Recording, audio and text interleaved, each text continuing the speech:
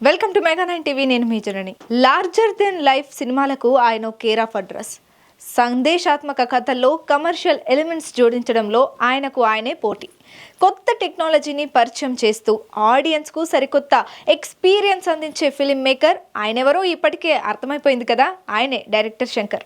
ఒకప్పుడు ఈయన నుంచి సినిమా వస్తుందంటే ఎంటైర్ ఇండియన్ సినీ ఆడియన్స్ ఎంతో క్యూరియాసిటీతో ఎదురు చూసేవారు. కానీ ఇప్పుడు ఆ పరిస్థితి లేదు. కొన్నాళ్ళుగా ఆయన తెరకెక్కిస్తున్న సినిమాల్లో శంకర్ మార్క్ మేకింగ్ మిస్ అవుతోంది. పైగా చేసిన ప్రతి సినిమా కూడా బాక్సాఫీస్ వద్ద ఘోరంగా దెబ్బతింటున్నాయి. తెలుగు ఇండస్ట్రీకి రాజమౌళి, తమిళ ఇండస్ట్రీకి శంకర్ అనే స్థాయి నుంచి ఇప్పుడు తన బ్రాండ్ కాపాడుకోవాల్సిన పరిస్థితికి వచ్చేశాడు డైరెక్టర్ శంకర్. మరి ఈ పరిస్థితికి కారణం శంకర్ కథల్లో కొత్తదనం లేకపోవడమా, లేదా ఆడియన్స్ కొత్తదనం కోరుకోవడమా? Let's watch.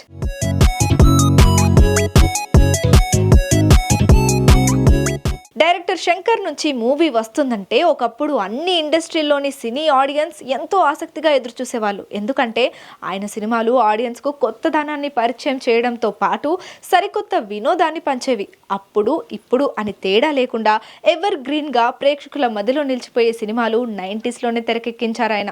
బాయ్స్, జీన్స్, ఒకే ఒక్కడు, శివాజీ, భారతీయుడు, ఇలా చెప్పుకుంటూ పోతే ఒక్కో మూవీ ఒక్కో ఆణిముత్యంలా నిలిచిపోయాయి.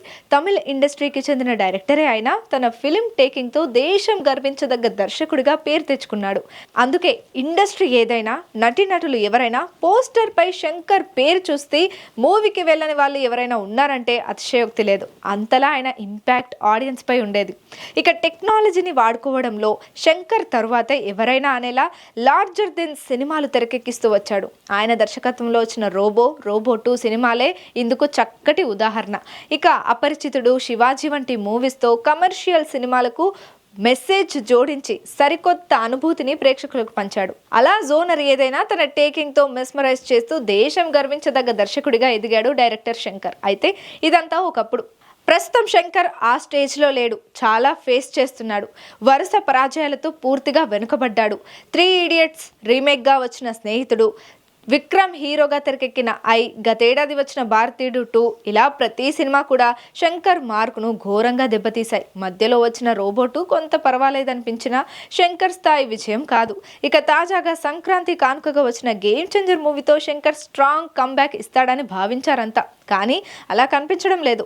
ప్రస్తుతం థియేటర్లో సందడి చేస్తున్న గేమ్ చేంజర్ మిక్స్డ్ టాక్ సొంతం చేసుకుంది. దీంతో శంకర్ పని అయిపోయిందని టాక్ గట్టిగా వినిపిస్తుంది. శంకర్ పాత కథలకు స్వస్తి చెప్పకపోతే ఆయన ఫేడ్ అవ్వడం ఖాయమనే అభిప్రాయాలు కూడా వ్యక్తమవుతున్నాయి. నేటి ఇంటర్నెట్ యుగంలో ప్రేక్షకుడి అభిరుచి పూర్తిగా మారిపోయింది. సినిమా రియాలిటీకి దగ్గరగానో లేదా గతంలో ఎన్నడూ చూడని కథాంశంతో రూపొందిన సినిమాలకే ప్రాధాన్యం ఇస్తున్నారు ఆడియన్స్.